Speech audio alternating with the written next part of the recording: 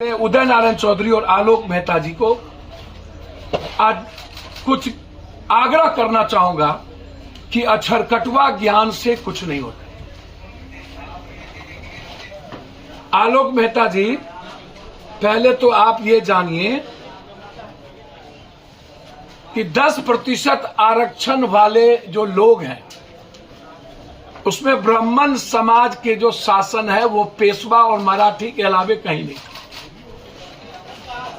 दूसरी चीज आप ये जानिए कि भारत हमेशा समझौतावादी राजनीति किया है, इसीलिए 700 साल मुगल और 200 से 300 साल लगभग अंग्रेज हमारे यहां रह के गए। जो भी शासन राजा थे 1 से 2% को छोड़ के लगभग सभी ने उस वक्त कूटनीति कहा गया, सभी ने समझौता करके ही अपने शासन को बचाया। उसमें कोई ऊंची जात, क्षत्रिय के बारे में आप जान लीजिए कि वो राजपूत नहीं होता। यदि कृष्ण शासक थे तो वो भी क्षत्रिय थे। माधवराव सिंधिया का परिवार शासन था तो वो भी क्षत्रिय थे। क्षत्रिय का मतलब राजपूत नहीं है। इस देश में लगभग जितने राजा बने, यदि आप ऊंची जात की बात करेंगे, राजपूत भूमिहार के राजा तो कभी बने नहीं, थे नहीं। ब्राह्मण राजाओं घराने में मंत्रिमंडल का काम किया, शासन नहीं किया। पहले जानिए, इस कंट्री में जब कभी राज शासन हुई उसमें इन जातियों को छोड़कर सबसे दूसरी जाति के लोग शासन में थे। आप उठा के इतिहास देखें। लेकिन इन लोग के साथ नहीं जाएंगे। देखिए मैं एक बात बता, क्या मायने? देखिए एक बात मैं आपको बहुत क्लियर, सुबह का भूला शाम में लौट आए, और भूल एक बार होती है, दोबारा नहीं। इंसान थी, भूल हुई होगी। 2 बार बीजेपी में गए वो। मैं आपको बता दूं, इंसान थे, भूल हुई होगी।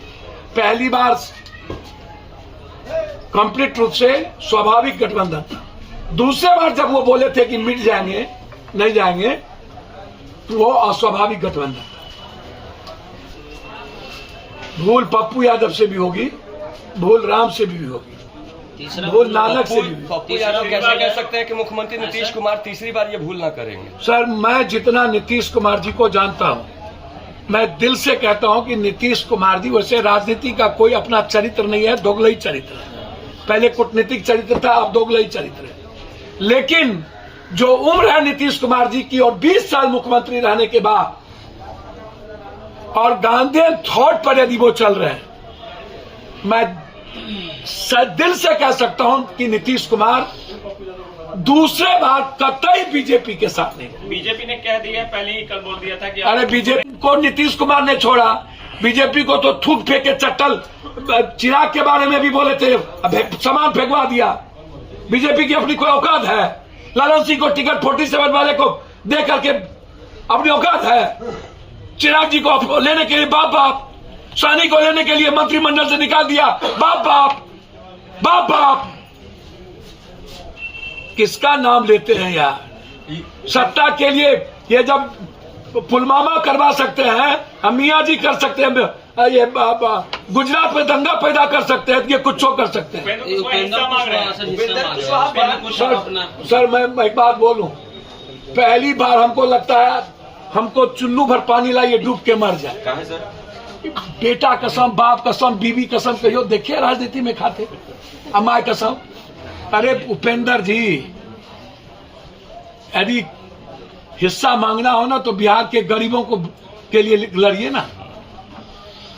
कौन राजनीति में हिस्सेदारी आज तक होती है? और बेटा सौगान, इतना गिरा हुआ कैरेक्टर कोई हुआ है आज तक? हम बेटा सौगंध खाइए, इतना मतलब भैया, इतना नैतिक स्तर गिर जाए राजनीति का, माँ बहन पर हम उतर जाए, बेटा बेटी पर उतर जाए। बड़ा भाई छोटा भाई तो हिस्सा तो लेंगे ना। और बात समझ में नहीं आता, राजनीति में कोई हिस्सेदारी नहीं होती है। भारत को जोड़ने का प्रयास किया है एक एक आदमी को, बिना हर जाति, धर्म और मजहब बिना हर रंग और भाषा को जोड़े और बिना नीचे को सम्मान दिए आप भारत को नहीं बना सकते।